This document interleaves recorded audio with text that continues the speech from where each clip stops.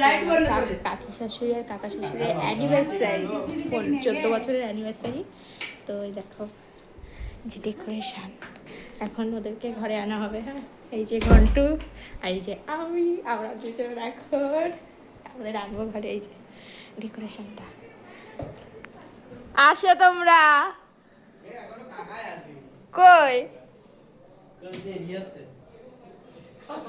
এই যে কাকির লুকটা দেখিয়ে দিই। কাকি সেরেছে 14 বছরের অভিজ্ঞতা কেমন? আমি সবার অভিজ্ঞতা জেনে বেড়াই। ভালো মানুষের সঙ্গে আছি, খুবই ভালো। আর দিদি আপনার?